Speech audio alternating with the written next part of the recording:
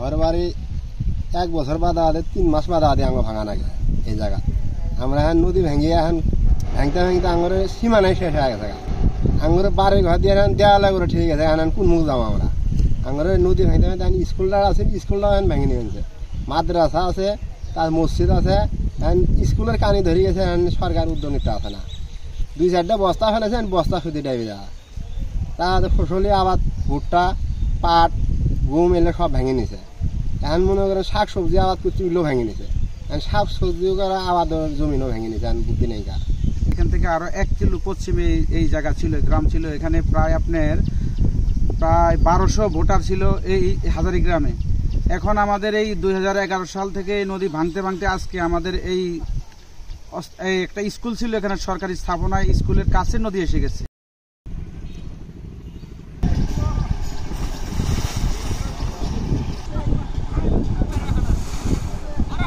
আমাদের কর্তৃপক্ষের কাছে আকুল আবেদন, আমাদের স্কুল, মাদ্রাসা, কলেজ এবং ব্রিজ, আমাদের এই গ্রামের মানুষকে, হাজার মানুষ এখান থেকে অনেক দিন সরে গেছে। এখন প্রায় 1-150 পরিবার আছে। আবার এইটুকু জায়গা যদি ভেঙে চলে যায় তাহলে আমাদের যাওয়ার আর কোথাও জায়গার কোনো স্থান নাই।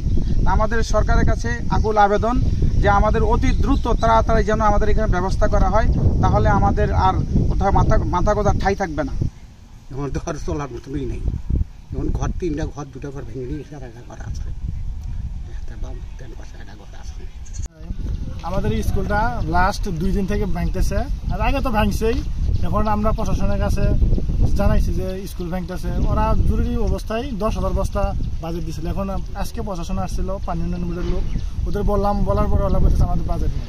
এখন সরকারের কাছে আকুল আবেদন যে তাড়াতাড়ি জরুরি অবস্থায় যদি কিছু আরও যদি বস্তা নিয়ে আসে তাহলে স্কুল রক্ষা করা সম্ভব, তাছাড়া না। খালিমারির সাথে বাড়ি আছে, 20-25 ভাঙ্গা দেওয়ার পরে সরকার কোনো ব্যবস্থা নেয়নি। আমরা নদী ভাঙতে হতো দরিত হয়ে গেছি। এখন আমরা গাছপালা ব্রিজের তলে আমরা এখন আজি আছি। 20 সালে বাড়ি করছি, 20 সালে বন্যা ভাঙার পরে আসি বাড়ি করছি। বাড়ি করার পরে জমি তো ভেঙছে, জমি মনে করেন 50 একরের মতো ভেঙছে। জমা জমি আঙ্গুরের নিজস্ব জমি নিয়ে আসছিল, 50 একরের মতো ভেঙছে, অনেক ভেঙতেই আছে।